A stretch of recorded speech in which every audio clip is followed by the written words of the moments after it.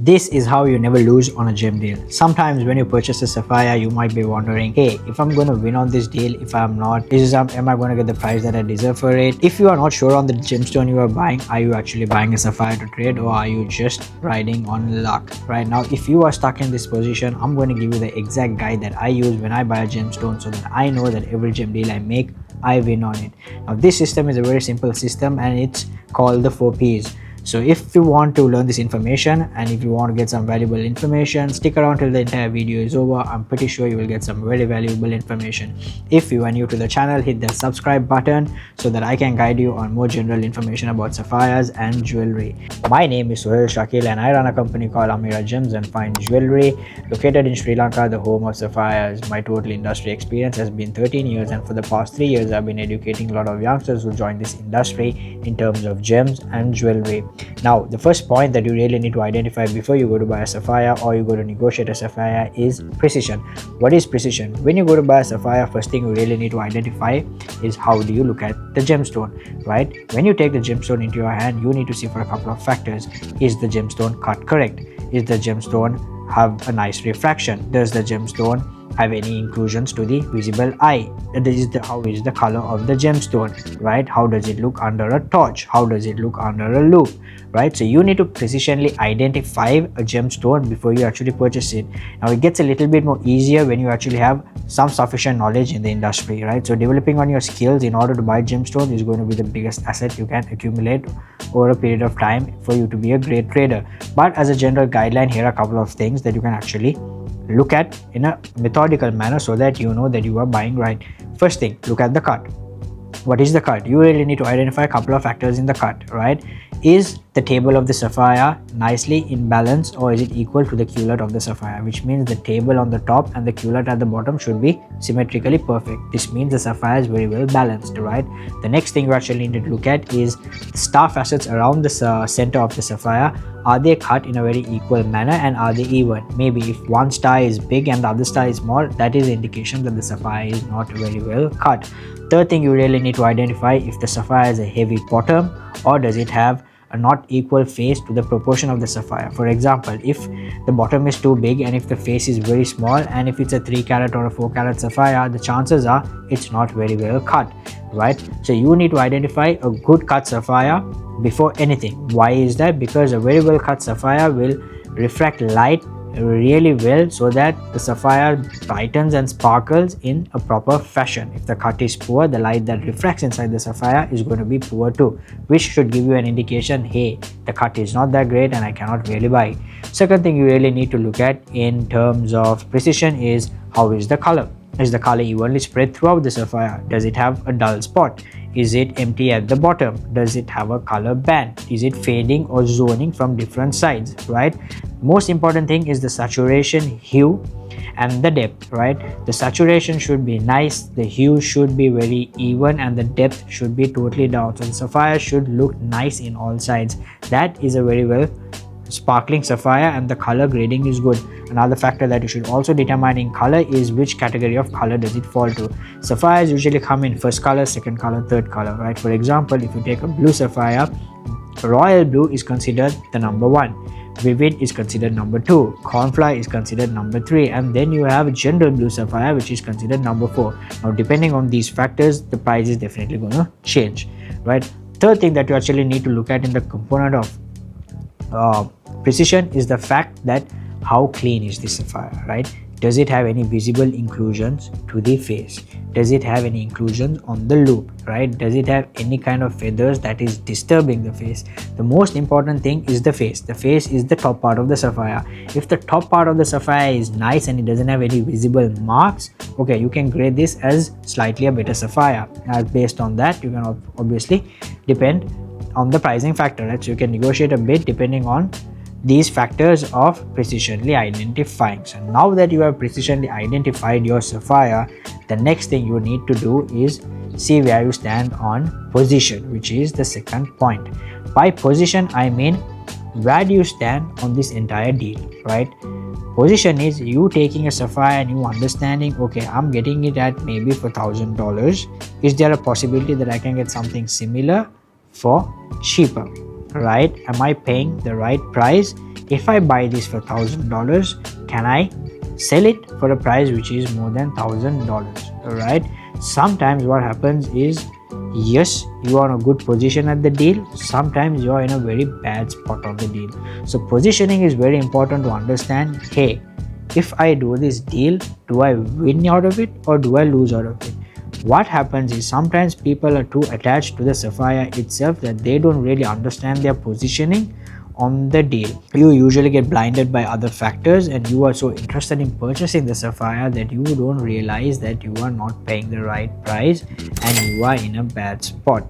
Now in order for you to get or rectify this mistake, what you should be doing is you should be trading more often and seeing stones in a much more efficient manner and a daily manner, so that you know how suppliers give you prices depending on the sapphire. So maybe you have one supplier who gives you decent prices, maybe one supplier gives you very expensive prices, right? So the more network you have, the better availability of supply.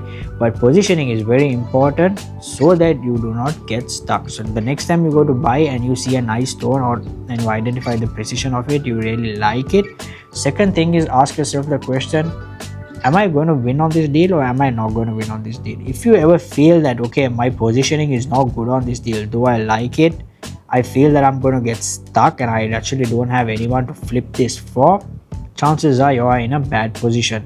So position is super important when you go to purchase a sapphire. Now that you understand, okay, precisionally we have identified, position is pretty good, there comes the third point which is super important, which is the price. Now when it comes to price, first thing you really need to understand is, am I overpaying for this sapphire? Because by chance if you end up overpaying for the sapphire, there's every chance that you will not be able to move it for a long time, right? So you take a sapphire and you understand, hey, is this 20-30% more than what I should be paying for, or is it 20-30% less than what I should be paying for? Ideally, if you are doing a sapphire business, do not be afraid to give them a counter offer. This is how the trade works. Someone brings a stone to you, you like it, you give them your price. Now the price you give them should be below the knee, right? It's an industry norm. For example, if someone is coming and giving me a sapphire for $1,000 and if that's the price they're asking, chances are I would ask them for about, hey, do you want to give it to me for about $600 or $500? Why do I do this? Because if I give them an offer which is below the knee, that's where it creates the gap for them to reduce that at $1,000. What you need to understand is, if someone is quoting you $1,000 for a sapphire, there's no way you can sell it more than $1,000, right? So you need to give him an offer at $600 or $500. Probably he will give the sapphire to you for $800 or $700, so that you can sell it again for $1,000. This is how pricing works, right? So if you pay close to $1,000, there's no chance that you can sell it more than $1,000, because that is the price for that sapphire, that's the market price for it. So you cannot exceed that price, right? So if you want to be a good trader, you need to get into the habit of giving them a price which is less than what they're offering, so that they can reduce their quoting price too. So that way you create this gap where you can sell it at 1,000. For example, now just to make it even more simple, trader X comes to me, he shows me a nice blue sapphire and he's asking me $1,000 for it. I like the sapphire, I've positionally identified, I understand the positioning is good, if I get it at a better deal. Then comes the price and I tell him, okay, look, 1,000's too much for this, I like the stone, I'm going to give you $550 cash. Are you okay with it? Yes or no? We talk for a bit, we negotiate a bit, yes, no, he tells me, okay, $750 last, we'll do it. I'll be like, okay, look, $725, finish. Mazal, we have a deal. Chances up he's going to give it to you for $725. This is what you need to do. Now that I bought it for $725, I'm going to give my opening price to someone who I'm going to show, hey, I have a nice blue sapphire, I'm going to give it to you for $1,100. Are you interested? He's going to do the same thing to me. He's going to be like, hey, no, look, $1,100 is way too much, I'm going to give you about $700-800. Already I have made $200 on top, right? So $200 on top is what I'm getting offered. So I offered it $525, I'm getting offered for $700, and I'm going to be like, hey, look, no, $975 is my final price. If he likes it, I make $200. This is how the trade works. So I bought at $725, I sold at $925. This is where pricing comes into play, right? Now the fourth part is the most important part of this entire video, which is patience. This is the final P, right?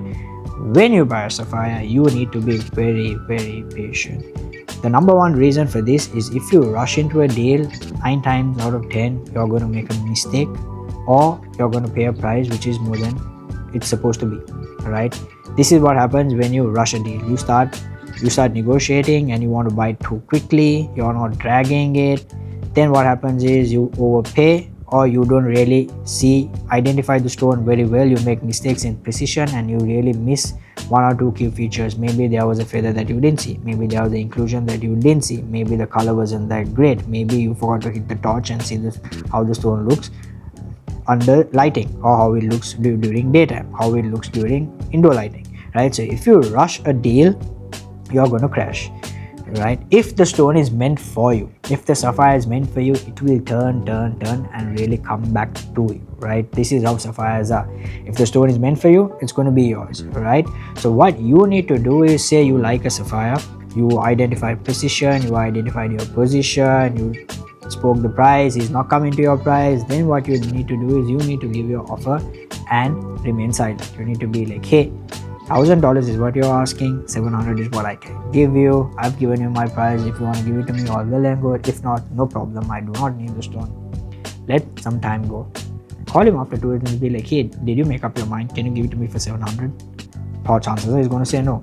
Call him another 2 days later. 700, are you interested? He says no. 4th time, 700, are you interested? He's going to say yes. Right? So this is how it works. Stay patient. Give your offer and keep pulling the deal. Keep pulling the deal. Keep pulling the deal. The more you drag for your price, that's where you win. Right? So you need this skill to develop within yourself on how can I pull it, and you need to have the confidence to it. Okay, he's going to give it to me for 700 and I'm going to get it for 700. So you pester him a little, but moral of the story, or moral of the entire point is patient. Patience is what will really win in this game.